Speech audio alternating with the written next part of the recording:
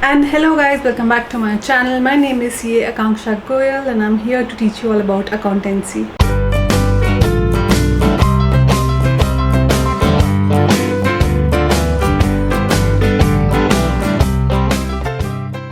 ना मेरे लास्ट दोनों वीडियोस में हमने चैप्टर 1 कवर किया था which was introduction to accounting, and आज के वीडियो में हम चैप्टर 2 शुरू करने वाले हैं which is the basic accounting terms.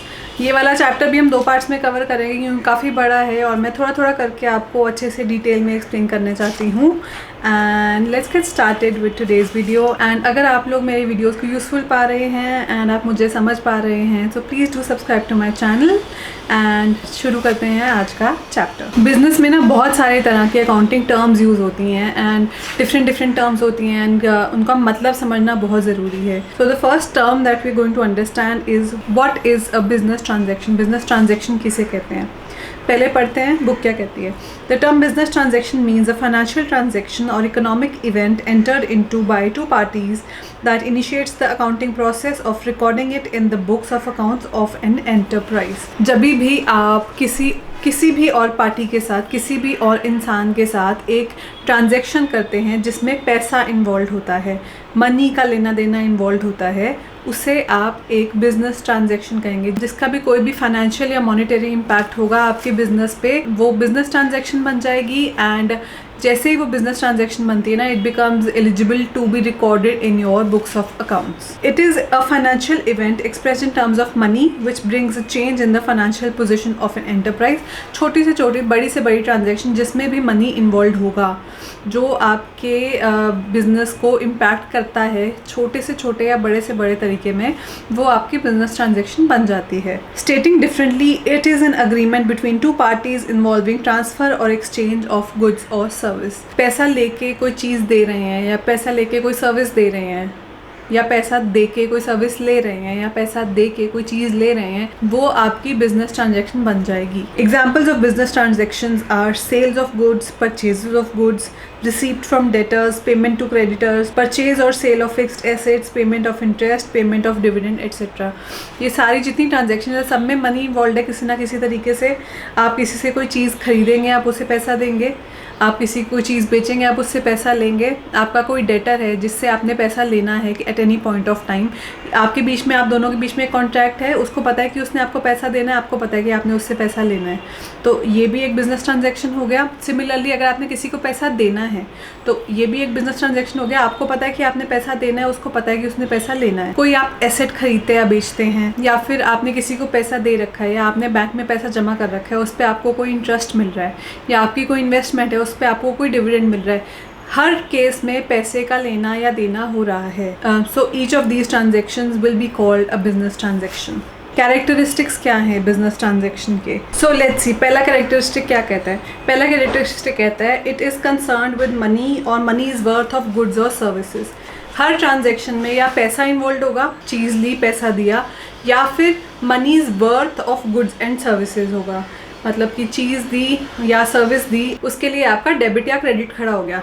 मतलब आपने चीज़ दी और अभी पैसा, डायरेक्ट पैसा नहीं मिला, पर आपकी बुक्स में डेटर खड़ा हो गया कि at a future point of time आपको इसके लिए पैसा मिलेगा। तो या पैसा इन्वॉल्व होगा या पैसे के बदले में कोई चीज़ इन्वॉल्व होगी या कोई सर्विस इन्वॉल्व होगी। नेक्स्ट आपका कैरेक्टरिस्टिक कहता है it arises out of transfer और एक्सचेंज ऑफ गुड्स और सर्विस। कोई ना कोई चीज़ या कोई ना कोई सर्विस एक्सचेंज होगी या ट्रांसफ़र होगी। आप किसी से कोई चीज़ लेंगे या आप किसी को कोई चीज़ देंगे, या आप किसी से कोई सर्विस लेंगे या किसी को कोई सर्विस देंगे। कुछ ना कुछ तो एक्सचेंज होगा, बिना बात की तो ट्रांजैक्शन नहीं होती ना। कुछ ना कुछ तो आप किसी से लेते हैं तभी आप उसको पैसा देते हैं या पैसा लेते हैं। So there has to be a transfer or exchange of some goods or services. Next आपका point आ गया that it brings about a change in the financial position that is in assets and liabilities. कोई भी छोटी से छोटी भी transaction होगी ना, उसका आपके बैलेंस शीट पे इम्पैक्ट पड़ेगा ही पड़ेगा, एसेट्स एंड लाइबिलिटीज़ पे इम्पैक्ट पड़ेगा ही पड़ेगा। फॉर एग्जांपल आपने गुड्स बेचे कोई, तो उसका एसेट्स पे इम्पैक्ट पड़ेगा। आपकी जो एसेट साइड पे आपका स्टॉक खड़ा होगा वो कम हो जाएगा, आपने सेल कर दी, पर उसके बदले आपको पैसा आ गया तो आपका कैश बढ़ भी जाएगा। एक चीज़ कम होगी, एक चीज़ बढ़ेगी, बैलेंस शीट पे इम्पैक्ट तो पड़ेगा। So each and every business transaction will bring about a change in the financial position. Next है, it has an effect on the accounting equation of any business firm. जो भी business firm होगी जिसमें कोई ना कोई transaction होगी, उसकी accounting पे फ़र्क पड़ेगा ही पड़ेगा, effect पड़ेगा ही पड़ेगा, आपको एक नई entry डालनी ही पड़ेगी. It will definitely have an impact on the accounting equation of any business firm. Next, it has dual aspects or two sides, receiving that is debit and giving that is credit. अब हम receiving को debit क्यों करते हैं, giving को credit क्यों करते हैं, ये हम बाद में पढ़ेंगे जब हम रूल्स ऑफ डेबिट क्रेडिट पढ़ेंगे. पर कहने का मतलब ये है कि हर ट्रांजैक्शन के दो एस्पेक्ट्स होंगे ही होंगे. कुछ आप लेंगे, कुछ आप देंगे. You will give away a good और service and you will receive money, और vice versa you will receive a good और सर्विस और and you will give away money. हर ट्रांजैक्शन के दो एस्पेक्ट्स होंगे ही होंगे. After each transaction the total assets of a business must be equal to its total liabilities and capital. जितनी भी ट्रांजैक्शन होगी सब कुछ रिकॉर्डिंग हो गई, ये हो गई, वो हो गई, पर सही रिकॉर्ड हुआ है कि नहीं वो कैसे पता चलेगा. हर ट्रांजैक्शन के एंड में आपके एसेट्स और आपकी लाइबिलिटीज वाली साइड दोनों इक्वल होने चाहिए. अगर किसी भी ट्रांजैक्शन से आपकी एसेट्स एंड लाइबिलिटीज की साइड अनइक्वल हो जाए ना, मतलब आपने एंट्री सही नहीं डाली है. After recording each and every transaction, the total assets have to be equal to the total liabilities and capital. Lastly, the nature of each transaction is carefully analyzed since it affects the financial status of a business unit. क्या nature है, किस nature की transaction कर रहे हैं हम. Is it a regular nature और is it a special nature, या कोई डेबिट की या क्रेडिट की ट्रांजेक्शन है या कोई कैश की ट्रांजेक्शन है. नेचर हर ट्रांजैक्शन का हमें बहुत अच्छे से एनालाइज करके उसे अच्छे से क्लासीफाई करना है. अगर हम गलत क्लासीफाई कर देंगे तो हमारी बुक्स हिल जाएंगी. रेगुलर ट्रांजैक्शन क्या होते हैं कि जो आपका, जैसे फॉर एग्जांपल आपका एक ग्रोसरी स्टोर है, तो ग्रोसरी का बेचना खरीदना आपके लिए एक रेगुलर ट्रांजैक्शन है, हर रोज़ का काम है. पर अगर कोई ऐसी ट्रांजैक्शन है जैसे फॉर एग्जांपल आपको बैंक से इंटरेस्ट मिल रहा है, तो वो तो रेगुलर नहीं है ना, वो तो हर रोज़ नहीं मिलता. मंथली बेसिस पे या क्वार्टरली पे या हाफ ईयरली पे या ईयरली बेसिस पे मिलता है, तो वो स्पेशल ट्रांजैक्शन होंगी, वो आपकी रेगुलर ट्रांजैक्शन नहीं है. तो nature of every transaction has to be very carefully analysed before you record them.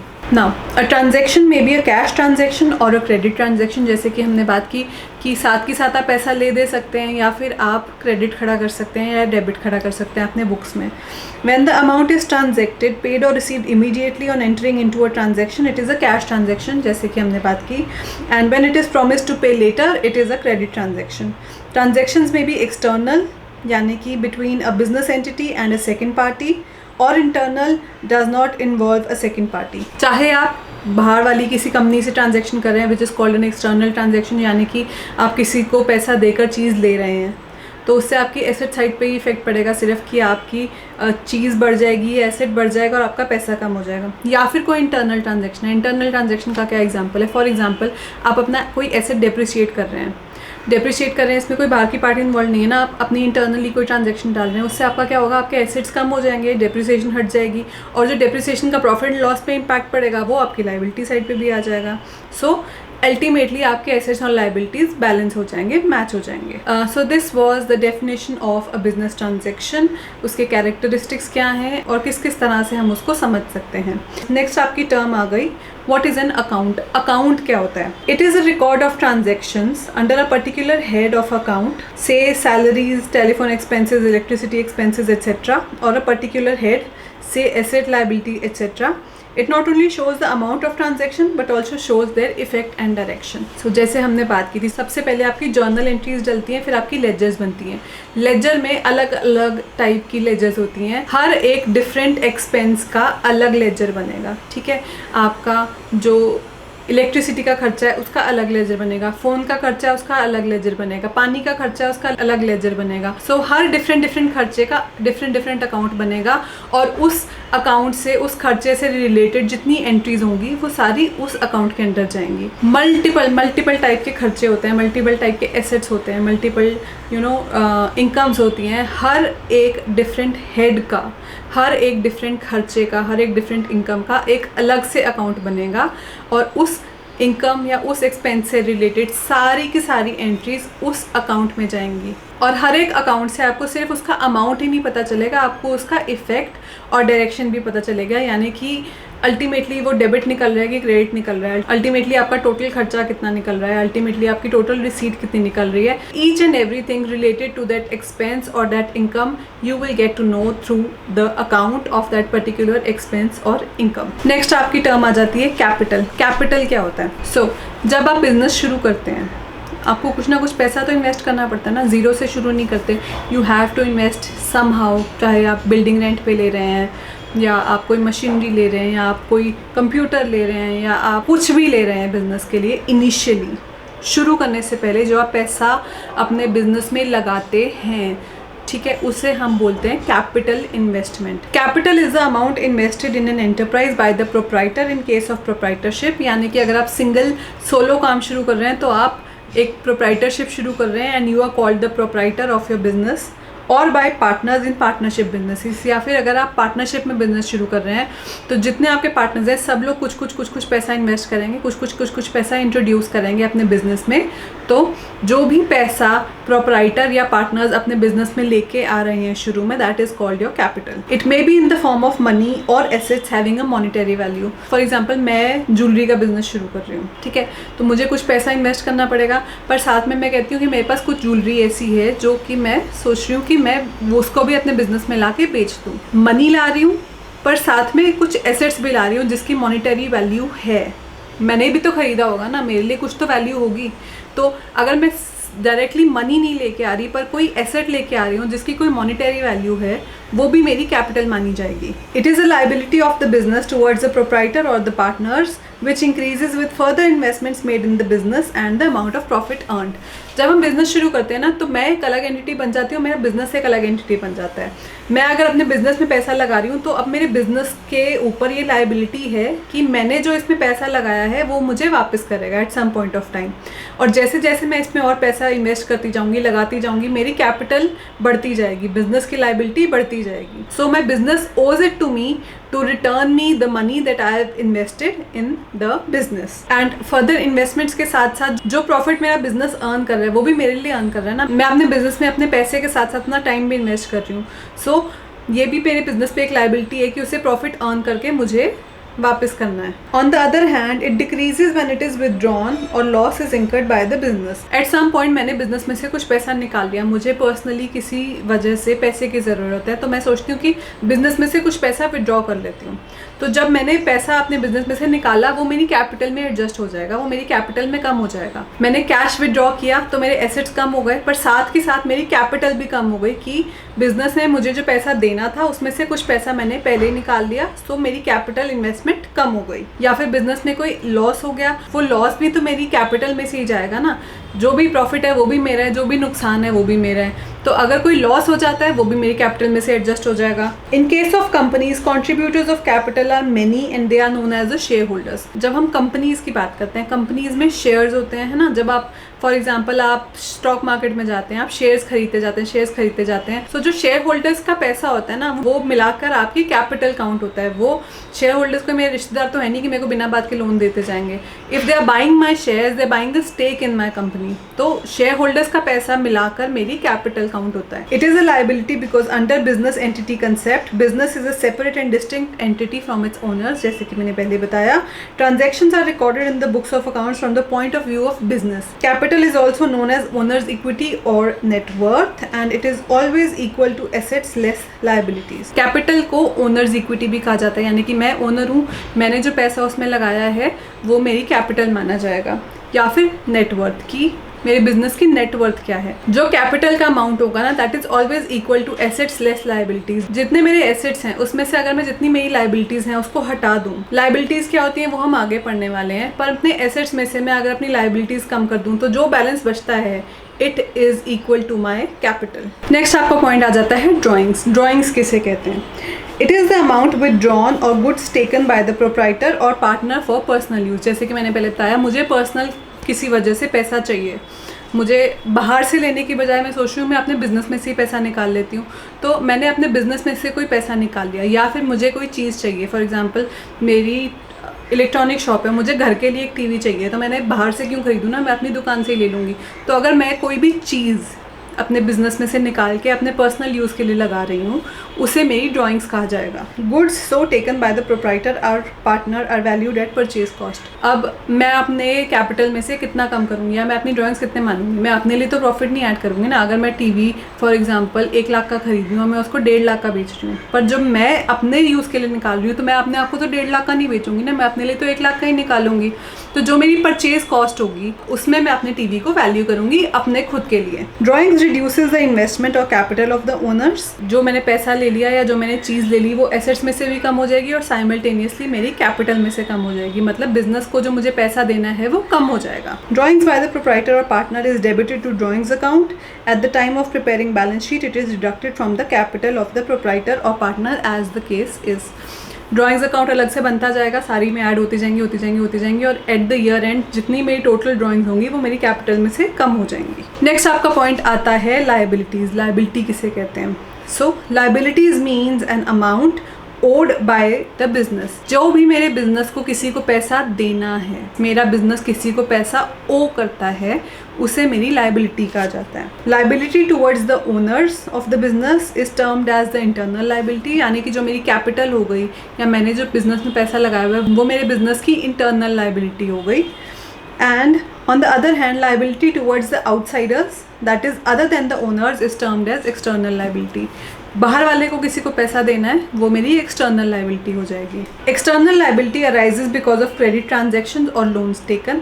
मैंने किसी से कोई चीज़ क्रेडिट पे ले ली, मैंने किसी से कोई चीज़ ले ली और मैंने उसे बोला कि मैं तुम्हें बाद में पैसा दे दूंगा, तो वो मेरी लायबिलिटी खड़ी हो गई, मुझे पैसा देना तो है ही ना, आज नहीं दूंगा कल दूंगा। अगर मैंने किसी से कोई ट्रांजैक्शन की क्रेडिट पर या फिर मैंने किसी से कुछ लोन लिया, फॉर एग्जांपल मुझे पैसा चाहिए था, मेरे पास पर्सनली नहीं है, मैं किसी बैंक के पास गई या किसी और अपने दोस्त के पास गई कि यार मुझे थोड़ी देर के लिए लोन दे दो, मैं तुम्हें रीपे कर दूंगा after some period of time, तो वो जो मैंने लोन किसी से लिया वो भी मेरी लायबिलिटी बन गई because I have to repay it at some point of time.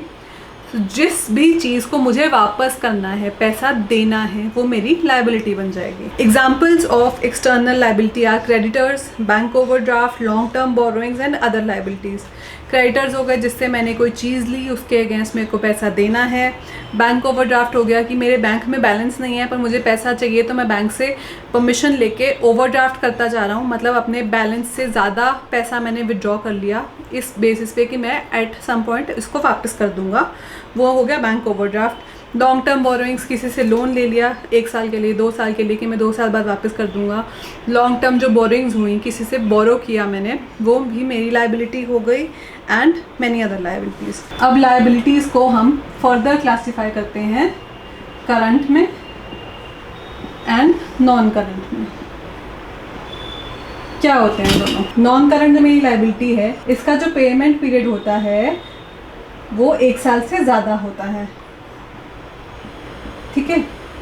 Non current जो मेरी लायबिलिटी होगी उसको मुझे 1 साल से ज़्यादा का टाइम पीरियड है मेरे पास रीपे करने के लिए, एंड जो करंट लायबिलिटी होगी वो होगी मेरी with in the next 12 months मुझे पे करना है, पेबल विद इन 12 मंथ्स। सो 1 साल से कम की मेरी कोई लायबिलिटी का पीरियड है वो मेरी करंट लायबिलिटी आएगी और 1 साल से ज़्यादा है वो मेरी नॉन करंट आएगी। फाइन। अब डेफिनेशन क्या कहती है? Non current liability is that liability which is payable after a period of more than a year from the end of the accounting period.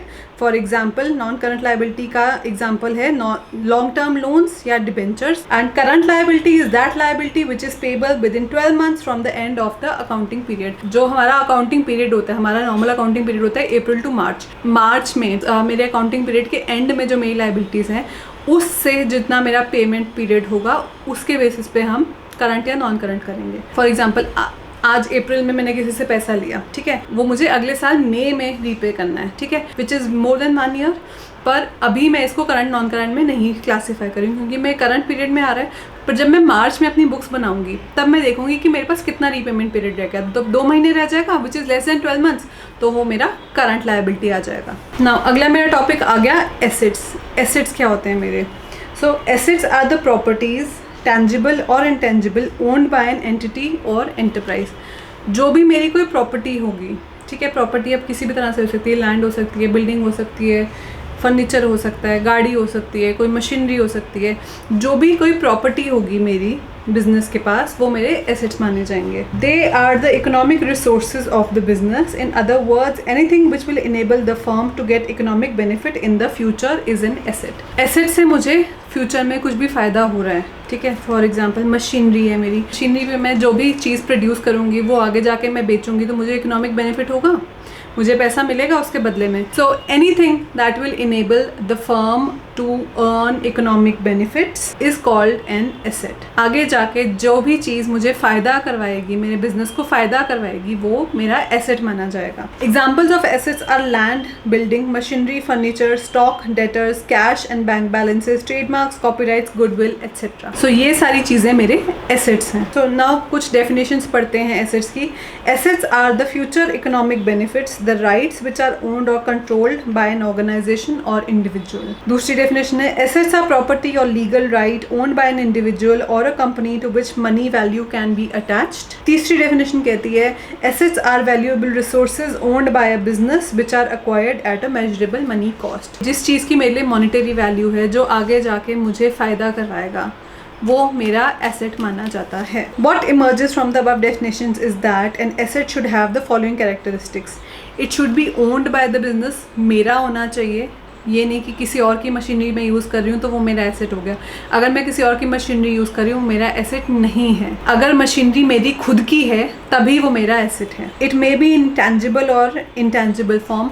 Tangible intangible का क्या मतलब होता है? टेंजिबल होता है कोई भी फिजिकल चीज़ जिसको मैं हाथ लगा सकूँ, जिसको मैं छू सकूँ. और इंटेंजिबल हो गया जो कोई चीज़ फिजिकल ना हो पर फिर भी वो मेरे लिए फ़ायदेमंद हो. हमारे ऊपर यहाँ पे 2 एग्जाम्पल्स आए थे, ट्रेडमार्क्स, कॉपीराइट्स, गुडविल. ट्रेडमार्क क्या होता है? मैंने किसी चीज़ पे अपना ट्रेडमार्क करवा लिया, मैंने किसी चीज़ पे अपना कॉपीराइट ले लिया. अब कॉपीराइट ऐसी कोई चीज़ तो नहीं है ना जिसको मैं छू सकूं, जिसको मैं देख सकूं. कॉपीराइट तो सिर्फ मुझे मिल गया, पर इस कॉपीराइट का मुझे बेनिफिट है. इस कॉपीराइट को खरीदने के लिए मैंने पैसा दिया और इस कॉपीराइट से मुझे आगे जाके मॉनेटरी बेनिफिट मिलेगा, तो ये भी मेरा एक एसेट हो गया. But it is just in an intangible form, मतलब कि फिजिकल फॉर्म में नहीं है. इसको मैं हाथ नहीं लगा सकती, इसको मैं देख नहीं सकती. It should have some value attach to it. Obviously मैंने पैसा दिया होगा तो मेरे लिए वैल्यू तो है उस चीज़ की. And it should be capable of being measured in terms of money. Assets can be classified into current, non-current and fictitious assets. अब non-current क्या होते हैं? Non-current assets are those assets which are held by the entity or enterprise not with the purpose to resell it but are held either as investment और to facilitate business operations. मैंने जो asset अपने पास रखा हुआ है, ये नहीं है कि मैं उसको बेचने के लिए रखा हुआ है. फॉर एग्जांपल मेरे पास जो लैंड है, लैंड को मैं बार बार खरीदती बेचती तो नहीं रहती ना, वो मेरे पास पड़ी है, लंबे समय के लिए पड़ी है. जो भी मेरा एसेट है जिसको I don't want to resell it in the coming future and I want to hold it for a longer period of time, वो मेरा नॉन करंट एसेट माना जाएगा. In other words, those assets are held by the business for a long term point of view. Examples of non current assets are fixed assets, non current investments, long-term loans, advances and other non-current assets. अब fixed assets आया. Fixed assets क्या होता है उसकी भी पहले definition पढ़ लेते हैं. Fixed assets are those non current assets of an enterprise which are held not to resell but with the purpose to increase its earning capacity. Fixed assets वो हो गए जो कि मेरे बिजनेस के पास ही रहेंगे, मैं उसको बार बार रीसेल खरीदना बेचना नहीं करती रहूँगी. I am holding it for a long period of time और उससे मुझे कुछ ना कुछ फ़ायदा हो रहा है, उससे मेरे बिजनेस की कैपेसिटी बढ़ रही है, अर्निंग कैपेसिटी बढ़ रही है, वो मेरा फिक्स्ड एसेट होगा. अब फिक्स्ड एसेट भी आगे 2 तरह के होंगे, टेंजिबल और इंटेंजिबल. टेंजिबल की हमने बात की, are those assets which have a physical existence. For example land, building, machinery, computer, furniture, ये सारी चीज़ें फिजिकल हैं, आप इनको हाथ लगा सकते हैं, आप इनको देख सकते हैं. और दूसरा हो गया आपके intangible asset. Intangible assets are those assets which do not have physical existence. For example patent, goodwill, trademark, computer software. Computer का कोई सॉफ्टवेयर खरीदते हैं तो उसके लिए पैसे देते हैं ना, आपका एसेट बन गया, पर आप उसको देख तो नहीं सकते कि हाँ जी ये तो नहीं है कि ये एक पर्टिकुलर सॉफ्टवेयर है. You can not see it but you have bought it, you have paid money for it and it is giving you value, it is giving you benefits, तो वो आपका एसेट हो गया. दूसरा आ गया आपका current asset. Current assets are those assets which are held by an entity with the purpose of converting them into cash within a short period, that is 1 year. अब मैंने कुछ माल प्रोड्यूस किया, मैंने कुछ चीज़, फॉर एग्जांपल मैं कपड़े बनाती हूँ, मेरे होजरी का बिजनेस है, मैं कपड़ा बनाती जा रही हूँ, मेरे पास एक स्टॉक इकट्ठा हो गया, पर ये कपड़ा मैं रख के तो नहीं रखने वाली ना, at some point of time मैं इसको बेच दूंगी, पर है तो ये मेरा एसेट ही, है तो ये मेरी प्रॉपर्टी ही। तो जो आपकी प्रॉपर्टी या जो आपका एसेट आप इस पर्पस से बना रहे हैं कि आगे जाके आप उसको बेचना चाहते हैं, that is your current asset, जो कि विद इन 1 साल आप उसको बेच देंगे, आप उसको अपने बिजनेस से निकाल देंगे, that is called your current asset. For example, goods are purchase with the purpose to resell and earn profit, debtors exist to convert them into cash. Debtors भी हमारे करंट एसेट हो गए, ठीक है। अगर आपने किसी को सामान दिया, उसने आपको बोला कि मैं यार थोड़े टाइम के बाद आपको पैसे दे दूंगा, पर with in a few months या मैक्सिमम 1 साल में तो आप उससे पैसा ले लोगे ना। तो जो आपके डेटर्स हैं वो भी आपके करंट एसेट हो गए कि अभी आज की डेट में डेटर आपके लिए एक प्रॉपर्टी है कि हाँ जी मुझे कल जाके इससे पैसा मिलेगा, पर you will recover your money with in a short period of time, so that is also considered your current asset. Prepaid expenses are also classified as current expenses. अब prepaid expense क्या होता है? For example, आप अपने AC की AMC करवा रहे हैं, AMC होता है एनुअल मेंटेनेंस चार्जेस। आपको कंपनी वाले ऑफर देते हैं कि आप 2 या 3 साल की इकट्ठे ले लेंगे तो हम आपको 20% डिस्काउंट दे देंगे, तो आप 3 साल की इकट्ठे ले लेते हो, पर जो आपका पहले 1 साल का खर्चा है, करंट ईयर का खर्चा है, वो तो आपका खर्चा मानेगा, पर जो आप अगले 2 साल के लिए आपने पे कर दिया वो प्रीपेड एक्सपेंस होगा ना, आपने मतलब आपने उसको प्रीपे कर दिया, but you will also realise it within the next 1 year or 2 years. तो जो अगले 1 साल का आपका खर्चा होगा ना, उसको हम करंट एसेट मानेंगे कि आपने जो पैसा अगले 1 साल के लिए प्रीपे कर दिया, that is also your current asset. Now next आ गया आपका फिक्टिशियस एसेट। फिक्टिशियस एसेट क्या होता है? Fictitious assets are those assets which are neither tangible nor intangible, ठीक है। They are losses not written off in the year in which they are incurred but in more than 1 accounting period. For example, आपको कोई बड़ा loss हो गया, ठीक है, आप बोलते हो कि यार मैं सारा लॉस इसी साल में राइट ऑफ कर दूंगा तो मेरा तो पूरा का पूरा प्रॉफिट ही खत्म हो जाएगा, या मेरे को तो कुछ बचेगा ही नहीं बिजनेस में। मैं इसको एक काम करता हूँ, मैं इसको अगले 5 सालों में धीरे धीरे राइट ऑफ करूँगा, अपना जो लॉस है उसको धीरे धीरे अपने बुक्स में डालूंगा। सो वो जो आपका लॉस हो गया, जो आपने सारा 1 साल में नहीं डाला एंड उसको विदहोल्ड कर लिया, वो भी एक तरह से आपका एसेट है, उससे आपके एसेट्स कम नहीं हुए, उससे आपसे पैसा कम नहीं हुआ, उससे आपका प्रॉफिट कम नहीं हुआ, तो एक तरह से आपका एसेट हो गया ना। पर ये फिक्टिशियस एसेट हो गया आपका, मतलब आपका एसेट है नहीं पर आप इसको एसेट मान रहे हैं, ना ही टेंजिबल है ना ही इंटेंजिबल है, it is just a fictitious asset.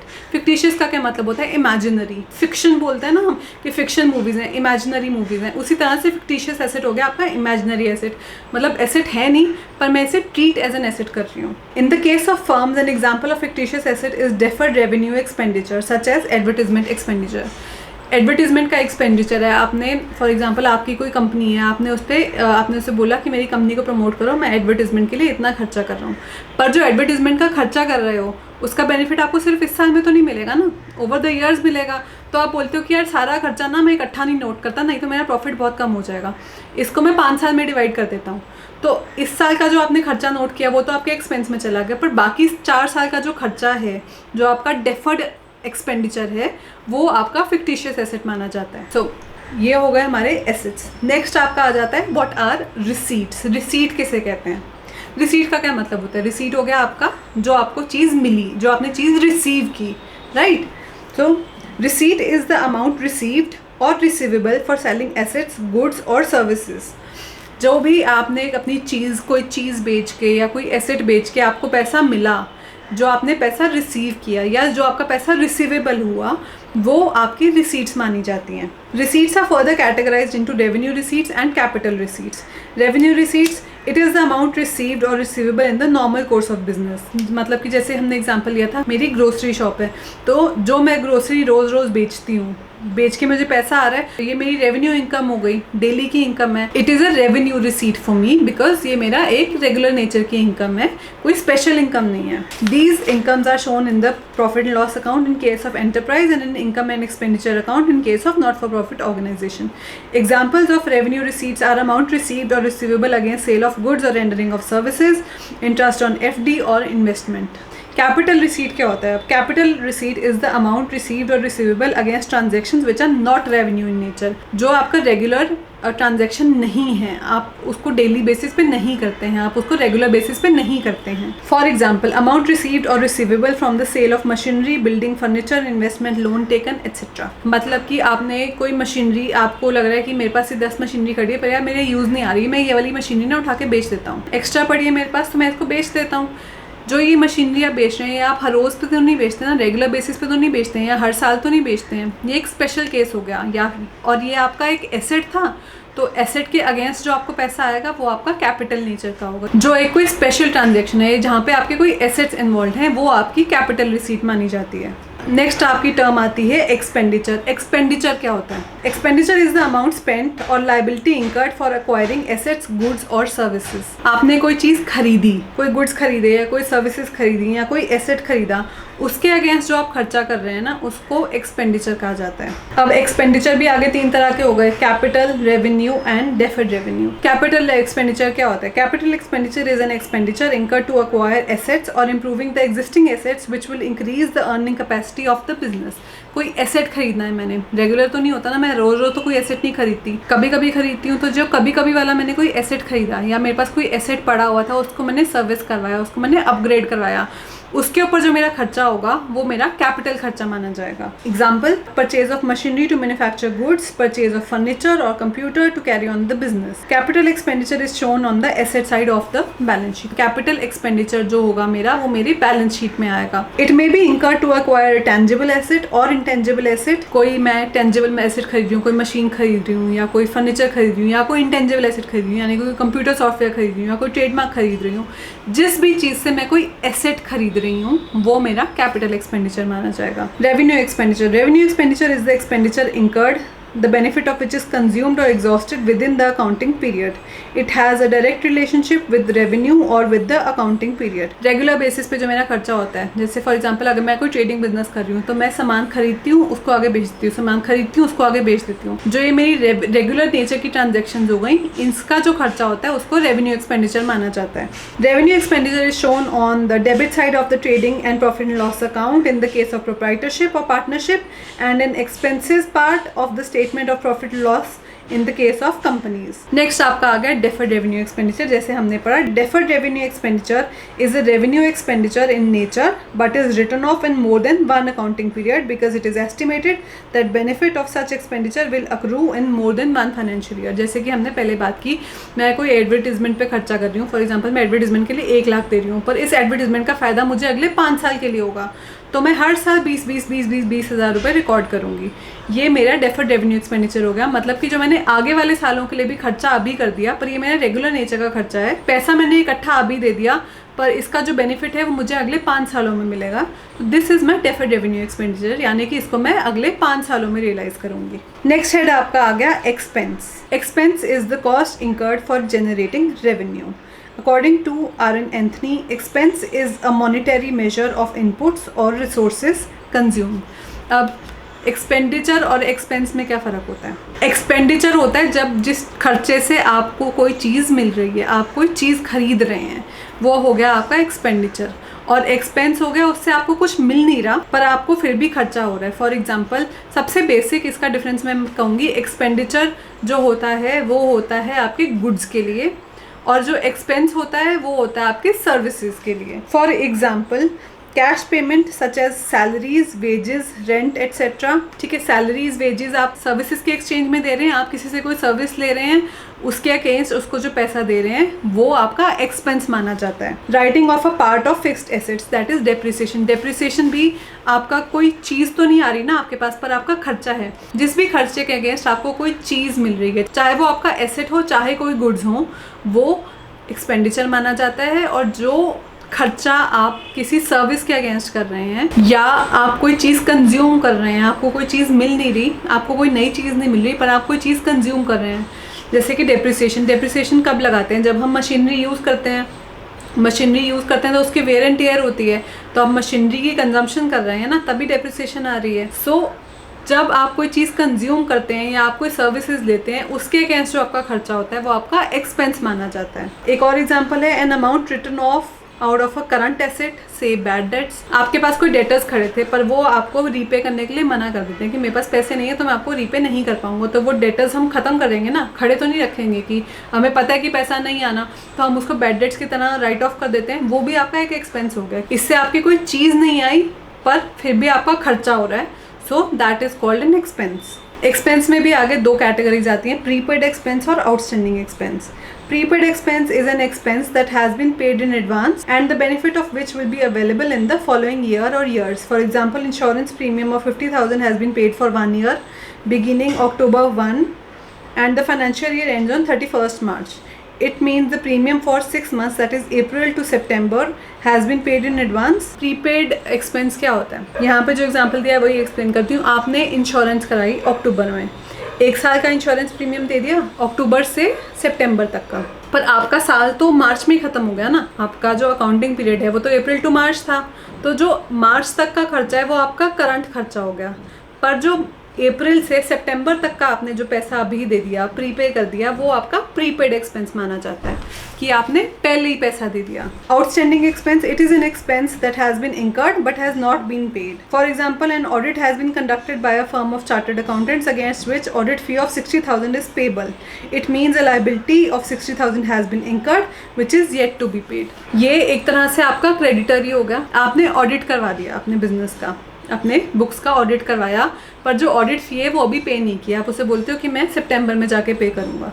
सो जो खर्चा हुआ वो तो आपका मार्च तक का हुआ ना, आपका जो ऑडिट हुआ है वो तो मार्च तक का हुआ है ना। आपने ऑडिट करवा लिया, खर्चा आपने नोट कर लिया, पर अभी आपने उसको पेमेंट नहीं की, तो वो आपका आउटस्टैंडिंग एक्सपेंस होगा कि at some point of time आप आगे जाके उस खर्चे को पे करेंगे। Outstanding expenses are debited to the profit and loss account and are also shown under current liabilities in the balance sheet. आपकी लायबिलिटी खड़ी हो गई, आपने पैसा देना है, करंट लायबिलिटी है, विद इन 1 ईयर देना है, तो ये आपका आउटस्टैंडिंग एक्सपेंस माना जाता है। This was all about expenses. And अगली आपकी टर्म आती है इनकम। अब इनकम क्या होता है? Income is the profit earned during an accounting period. In other words, the difference between revenue and expense is termed as income. जितना आपका रेवेन्यू हुआ और जितना आपका खर्चा हुआ, रेवेन्यू में से अगर मैं खर्चा हटा दूं तो जो बैलेंस बचता है वो मेरा प्रॉफिट होता है, और प्रॉफिट को ही हम इनकम कहते हैं। It is a broader term than the term profit and includes profit from activities other than its operating activities. मतलब एक तो हो गया आपको प्रॉफिट जो आप रेगुलर एक्टिविटी करते हैं, उससे आपको जो प्रॉफिट हो रहा है। फॉर एग्जाम्पल, वही ग्रोसरी स्टोर है, आपको फॉर एग्जाम्पल एक बिस्किट का पैकेट 10 रुपये का मिलता है, आप उसको 12 रुपये का बेचते हैं। वो जो डिफरेंस 2 रुपये का जो डिफरेंस आया वो आपका प्रॉफिट है, पर ये आपका रेगुलर नेचर का प्रॉफिट है। It is also considered as your income. पर इसके अलावा भी अगर आपको कोई प्रॉफिट हो रहा है, अब हम कहेंगे कि हम प्रॉफिट की जगह इनकम वर्ड क्यों यूज़ कर रहे हैं, क्योंकि जो इनकम वर्ड है ना, it is a broader concept. इसमें प्रॉफिट के अलावा और भी कई तरह की इनकम्स होती हैं। बहुत लंबी वीडियो होने वाली है ये, काफ़ी सारे कंसेप्ट हमने कवर कर लिए। आज के लिए इतना ही,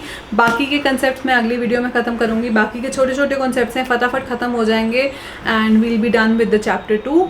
आई होप आई वॉज क्लियर। कोई भी क्वेरीज हैं, as always do let me know in the comments below and I would love to answer them for you. And या please do subscribe to my channel if I am able to make accounting clearer for you and if you like my style of teaching. And that is it for today. I'll see you guys in my next video. Thank you. Bye bye.